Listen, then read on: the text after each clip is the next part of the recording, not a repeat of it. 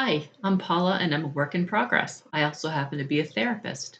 Today, I want to talk a little bit about different experiences that we have that can hold on within our psyche. Imagine this is your current version of yourself, right? These are the Russian nesting dolls that um, I can't seem to get it apart. Anyway, they all fit within each other, right? This goes in this one and further, and so on and so forth. So imagine that this is the current version of yourself. This is present day you, okay? The things that you feel and think in this version of yourself, some of those things come from this prior version of yourself when you were a little bit younger, maybe a decade ago. And then prior to that, experiences that you had here 10 years before that or so, and so on and so forth, childhood, and then early infancy.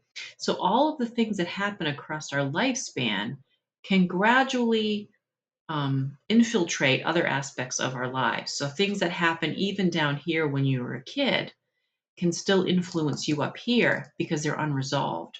So whether it's a major trauma or even something that just left an imprint on you psychologically, it can affect every stage of your development and how you think and feel. So don't be surprised if you're up here living your everyday life and something from this version of yourself pops up on some level. Maybe it's a feeling of unsafety or uncertainty, um, or something, a slight that happened to you, or some sort of situation that occurred in your life from this stage, maybe is impacting the way you think and feel here at this stage of your life and currently.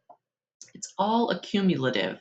That's why it's really important to work on healing. If you have a trauma or a situation that left a psychological scar on you, it's really important to talk about that, to see where it lives within your body, what kind of thoughts and feelings that it has created within you, and if it's created some sort of a theme for you that carries through varying versions of your life. That's not to say it can't change. You might have an issue from here that you resolve so it doesn't affect you anymore.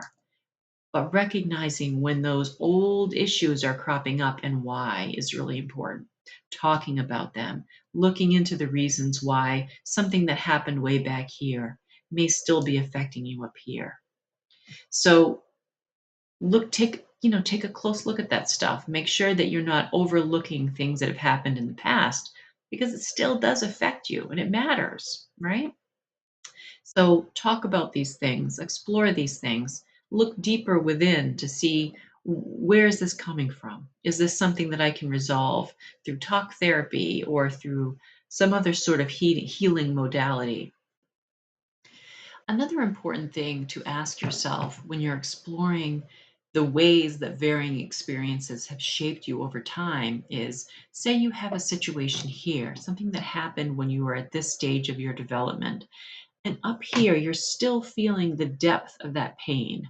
The things that you experienced here still hurting you here at this current level of your life or current stage of your life. What does this part of you need to be reminded of? If you're to have a conversation with this version of yourself, what message did this little version of yourself learn? What did it need to do to survive during that time?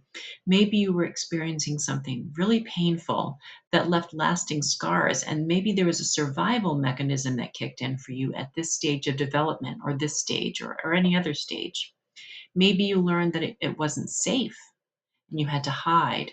Maybe you learned that being open with your thoughts or feelings wasn't safe, or that you can't trust others. There's any number of messages that you may have learned at this stage of your development that carried through. So when you're at this stage of your life, this current stage, and you're asking yourself, where did this come from and how do I heal it? You can ask that version of yourself, what do you need? What did you need to know back then that you didn't learn? You can remind that version of yourself that you're safe, that it's okay to be yourself, that you're an adult, and you look back on that part of yourself and can reflect on that, knowing that you didn't get what you needed, but that you're safe now. I mean, there's any number of ways depending on the specific circumstances, but communicating with old versions of yourself is really important. You can even use old photographs of yourself to help facilitate this. If it feels like envisioning that version of yourself in your mind's eye, my hair is driving me crazy. If envisioning that in your mind's eye doesn't feel like it's working well enough, take some old photographs of yourself if you have them and look at that version. Write a letter to that version of yourself. What did they need to know back then? They didn't have access to maybe. Maybe you can be the protective adult for that version of yourself that version of you didn't have, you know? Talk to that version of yourself. What did they need to hear? What did they need to know? You can even do some visualization of you at this stage of your life, your current version of you, giving that younger version of yourself a hug, a reassuring word. It sounds kind of kooky, but it really works. It's effective because those old versions still live within us.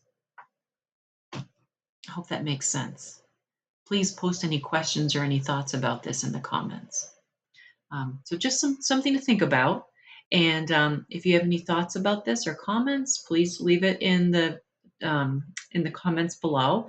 And as usual, like and subscribe if you would like to do that. I hope you have a great day. Thank you so much.